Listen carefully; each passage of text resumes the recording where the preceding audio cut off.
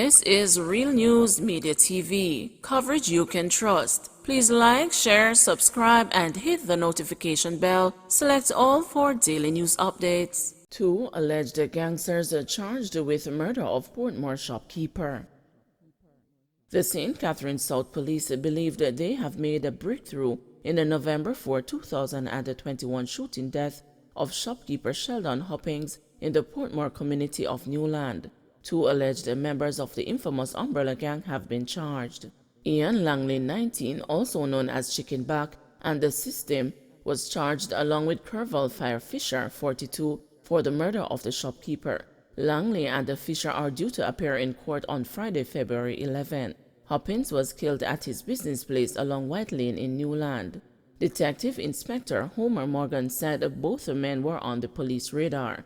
Fisher was pointed out at an ID parade and Langley charged based on an eyewitness statement, said Morgan. It is alleged that on the day of the murder, Fisher got a telephone call and afterwards contacted Langley, who along with two other men went to the shop operated by Hoppings and shot him fatally. Morgan said the other two suspects are being pursued by the police. The Umbrella Gang is also believed to be responsible for the October 30, 2021 killing of flow technician Kern McCullin. McCullin was shot after refusing the gang's orders to remove a CCTV surveillance camera at his house in Nago Head. Dwayne Douglas, 21, an alleged Umbrella Gang member, was recently charged for McCullin's murder. He is said to be among three suspects who were being sought by the St. Catharines South Police. Nago Head, Gregory Park, Central Village, and Old Harbor accounted for majority of last year's 132 murders committed in the St. Catharines South Police Division. St. James woman arrested for lottery scamming. A St. James woman is now jailed on lottery scamming related offenses. She was arrested Thursday during an operation by the Lottery Scam Task Force in Cambridge, St. James. The police say the operation got underway about 10 a.m. and lasted approximately 5 hours. Several lead sheets, a cellular phone, and sheets containing information for banking cards were seized during a search of the premises. Last year, the task force carried out 166 operations and raids and arrested 54 persons. 48 of them were charged and 14 have been convicted. The police say the unit also seized $3.7 million in cash, 50 cellular phones, 4 laptops, 2 tablets, and a number of lead sheets. 3 firearms and 210 assorted rounds of ammunition were also seized. Head of the unit, Inspector Luhas Daniels, says the task force will continue in 2022 to seek to rid Jamaica of lottery scamming. 30-year-old Portland man accused of killing father. A 30-year-old Portland man has been charged with his father's murder. The accused has been identified as Andrew Walker of Ferry Hill District in the parish. According to the police, sometime in December 2021, about 4:30 p.m., neighbors became concerned when they heard sounds of struggle and went to investigate. They reportedly found the accused man's father, 68-year-old Errol Walker, unresponsive in his home and assisted him to the hospital. He died from his injuries on Thursday, January 6. Suspicious of the younger Walker, the residents reportedly accosted him and handed him over to the police. The police said investigations implicated Andrew in his father's injury, and following the results of the post-mortem, which ruled that Errol died of blunt force trauma to the head, Andrew was charged with murder. He will appear in the Portland Parish Court on Tuesday, February 8. Teen charged with murder after shooting man with a fish gun. A teenager who allegedly shot a man in the eye with a fish gun in early January has now been charged with murder following the death of the man at hospital. The 16-year-old boy will now appear in the Children's Court in Yala, St. Thomas on Monday, February 7. His charges stem from an incident at Springfield Road in Morantee Bay, St. Thomas on Sunday, January 9, in which he allegedly accused a man of stealing his phone. A tussle ensued and the teen reportedly left and returned with a fish gun, which he used to shoot the man in the eye. The injured man was admitted to hospital for treatment, but succumbed to his injuries on Wednesday, January 19.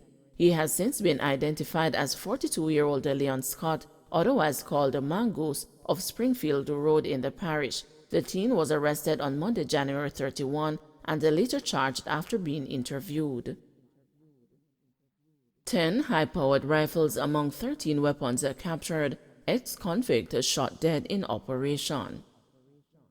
2 days after Police Commissioner Major General Anthony Anderson told the country that the strategies and intelligence gathering capabilities being utilized by the Jamaica Constabulary Force are bearing fruit, law enforcers on Thursday seized 13 illegal firearms, including 10 high-powered rifles from criminals.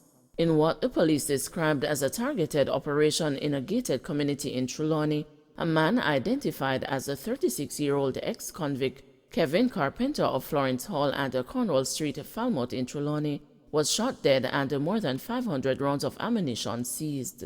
Additionally, the police reported that 3 men who had been wanted in western Jamaica were recently captured. A senior investigator told the news that the guns and ammunition seizure has put a major dent in a thriving gun-running operation in western Jamaica. The police also say a woman has been taken into custody in connection with the capture of the arms cache. Among the 10 high-powered rifles are 2 AK-47, 3 M16s, and 5 AR-15s. 2 submachine guns and a pistol are included in the seizure arsenal.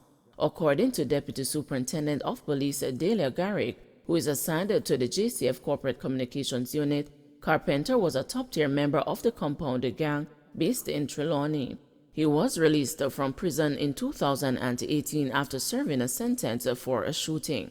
Assistant Commissioner of Police in charge of the Area 1 Police Division, Clifford Chambers, disclosed that Carpenter is related to a Westmoreland gang leader who was arrested and charged with murder but was granted bail and instructed to stay outside of Westmoreland. Chambers said the address that the gangster gave on securing bail was Carpenter's home in Florence Hall, Trelawney. Investigators continue to gather evidence related to other serious crimes as we speak, Chambers told the news. Meanwhile, DSP Garrick reported that the operation, which led to the fatal shooting and the subsequent recovery of the weapons, commenced around 11:30 a.m. and was a joint effort between the Area 2 Fugitive Apprehension Team and the Trelawney Police. This gun find is definitely a part of an ongoing investigation, with aspects of it being transnational. We will be looking at all leads in this matter, Garrick told the news. She added that the operation formed part of the initiative announced by the police commissioner, under which the Jamaica Constabulary Force will be focusing on guns, gangs, and gunmen. We are asking Jamaicans to continue to give us your support, share information that you know, information about this case or any other case, guns and gunmen. Let's partner and make safer communities, Garrick appealed. Meanwhile, Commissioner Anderson also appealed to residents of swanky neighborhoods to report suspicious activities to the police. This is a continuation of our ongoing crackdown on guns, gunmen, and gangs. Gunmen are moving uptown. They have acquired wealth and are living in gated communities. This is why it is important for persons even in upscale communities who see strange activities or persons to provide information to the police. Even with our improving intelligence capabilities, we need your help to find them, General Anderson stated. We can also confirm that in recent days, 3 of Western Jamaica's most wanted are now in custody to be charged for various offenses, the commissioner revealed. This gun violence problem is not an inner-city problem, it is a national problem. We will continue our crackdowns on these gangsters who seek to cause death, mayhem, and pain in our country, Anderson said, reiterating comments he made at a news conference on Tuesday this week. Our strategies are focused on guns and the removal of guns from the hands of murderers. The members of the JCF have been extending themselves without break since last year because we had an increase in murders. Murders are 72% gang-related and 19% interpersonal. About 5 to 7% came as a result of some other criminal activity, General Anderson had told a journalist at a virtual news conference. We spent a lot of resources and a lot of effort is placed on actually stopping killers from killing each other and their families and associates, and we must continue that. But we also have a range of responsibilities to the people of Jamaica. I want people to understand the context in which the JCF and the Jamaica Defense Force operate. Death, mayhem, and pain, he said. Last month, the police seized 88 guns, including 13 rifles and 59 pistols. 13 rifles is the most we have seized in the month of January since before 2011. We have also seized 59 pistols, which amounts to an overall 17% increase in firearm seizures, Anderson had reported Tuesday. Thursday's deadly haul of guns include 5 AR-15 rifles, 3 M16 rifles, 2 AK-47 rifles, 1 MP5 submachine, 1 Intratec semi-automatic, and 1 Glock pistol. The ammunition seizure include 31 9mm 220.40 cartridges, 138.45 cartridges, 61 5.56 cartridges, 75 7.62 cartridges, 42 assorted magazines, 1 holster, 1 scope, 2 red dot sights, and 2 speed loaders. Don't forget to like, share, subscribe, and hit the notification bell. Select all for daily news updates.